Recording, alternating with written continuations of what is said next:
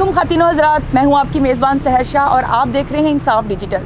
नाजरीन, जैसा कि आप जानते हैं कि पाकिस्तान के साबिक सदर जनरल परवेज़ मुशर्रफ की डेड बॉडी को वापस लाने के लिए ख़ुसूसी तैयारा रवाना हो चुका है। इसके बारे में हम लोगों से उनके तासुरात जानेंगे। आइए, जैसे कि आपको पता है कि जनरल परवेज़ मुशर्रफ को की डेड बॉडी को वापस ले जाने के लिए ख़ुसूसी तैयारा रवाना हो चुका है, तो इसके बारे में आप क्या कहेंगे?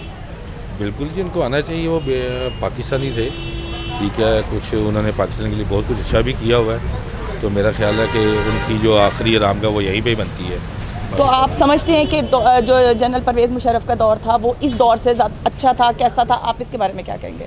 जी, वो तो आप देखें, वो जब बंदा जब जा रहा था ना यहाँ, तो उसने कहा था कि इस मुल्क का अल्लाह ही हाफ़िज़ है, और ये वाकई बात हकीकत हुई। जनरल परवेज़ मुशर्रफ की डेड बॉडी को पाकिस्तान लाया जा रहा है, तो इसके लिए ख़ुसूसी तैयारा जो है वो रवाना हो चुका है, तो इस बारे में आप क्या कहेंगे?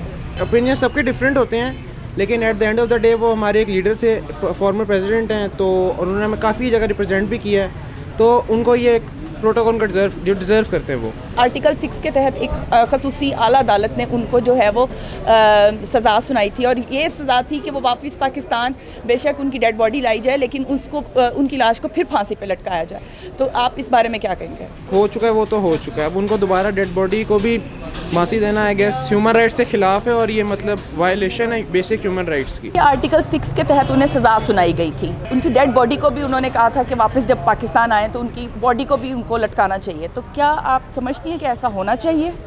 होना तो नहीं चाहिए। बहरहाल वो फौत हो गए हैं तो अल्लाह उनकी मग़फ़िरत करे, तो अब उनके अल्लाह ताला का मामला है, वो माफ़ करें जो भी है। अच्छा, ये बताएं कि मुशर्रफ का दौर अच्छा था, जो आजकल का दौर चल रहा है वो अच्छा है क्या? आप इस बारे में क्या कहेंगे? आजकल का तो बिल्कुल बेकार है, नवाज शरीफ को तो निकालें। हाँ, वो तो बिल्कुल बेकार है जी। आर्टिकल 6 के तहत उन्हें सज़ा सुनाई गई थी, और ये था कि उनकी डेड बॉडी को भी वापस ले जाकर जो है ना उसको फांसी पे लटकाया जाए। तो इस बारे में आप क्या कहेंगे कि फिर ज़ाहिर है अब ये तो बिल्कुल ज़्यादती है, कोई फांसी पे नहीं करना चाहिए। तो मुसलमानों का एक बॉडी है, उसका कोई कसूर नहीं है, उसको दफनाया चाहिए, चाहे जैसे भी है।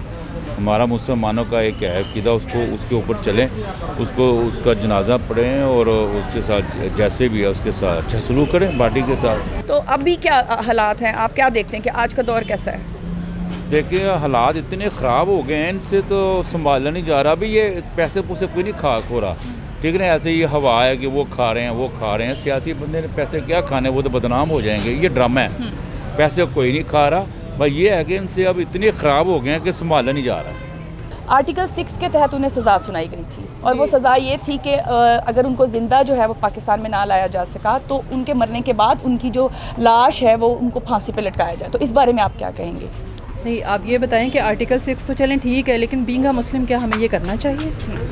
ये चीज़ आप देखें ना कि हम इस्लामिक स्टेट में बैठे हुए हैं, तो क्या हम ये कर सकते हैं? कि आज का दौर ज़्यादा अच्छा है या मुशर्रफ का दौर अच्छा था? तो मुशर्रफ का दौर अच्छा था इसलिए कि उसमें आम आवाम जो है ना वो नहीं पिस रही थी। अब जो है ना, अब आम आवाम जो है ना उसको रगड़ा लग रहा है।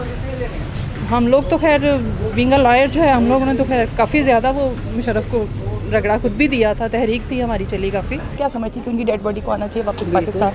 आना चाहिए, क्यों नहीं आना चाहिए। बड़ा अच्छा दौर था। इंडिया की आंखों में आंखें मिला के वही बंदा बात करता था, कोई भी नहीं कर सकता था। बाकी खूबियाँ खामियाँ तो सब में ही होती हैं। 19-20 तो उनसे हो गई, लेकिन इतनी ज़्यादा नहीं। आर्टिकल 6 के तहत ना मुशर्रफ साहब को सज़ा सुनाई गई थी, और वो ये थी कि वो उनको डेड बॉडी को भी वापस पाकिस्तान ले जाकर जो है ना उसको फांसी दी जाए। ये बेहुरमती है पुत्र, मैयत की बेहुरमती है।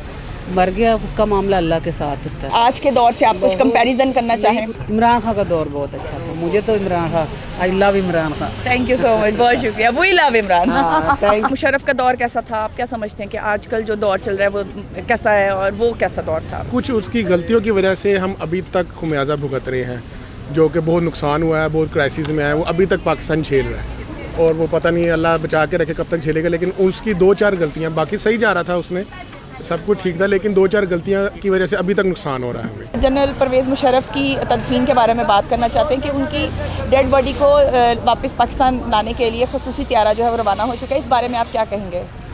पहली बात है कि मैं बात करना ही नहीं चाहता इस मौजू के ऊपर, क्योंकि जहाँ पे बंदा वो होशियार था, समझदार था, मुल्क का मुखलिस था, वहीं पे वो मुसलमानों का मुखालिफ भी था।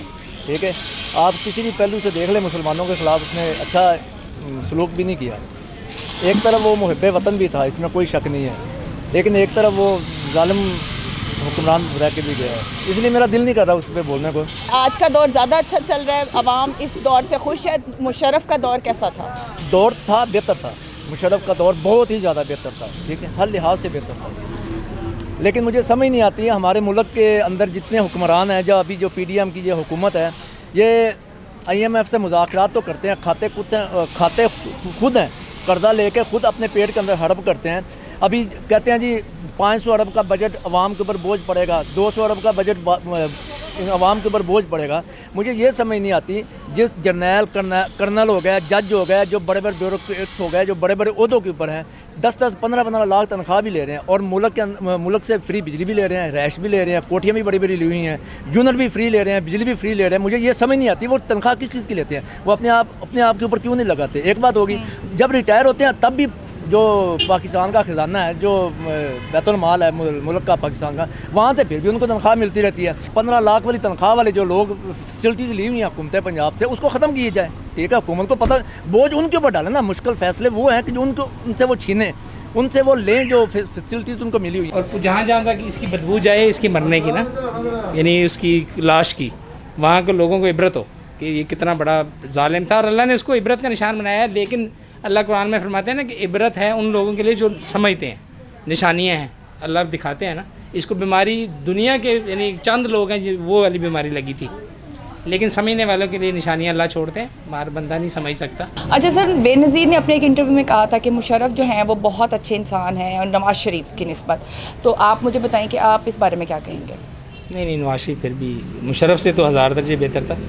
मुशर्रफ तो इस कौम के अमाल का जो नतीजा था ना, रिज़ल्ट आता है, वो आया था, जो जिस अरसे में वो आया है, आप उसकी देखें कारस्तानियाँ, पूरा मुल्क उस वक़्त से आग जल रही है और आज तक नहीं बुझी।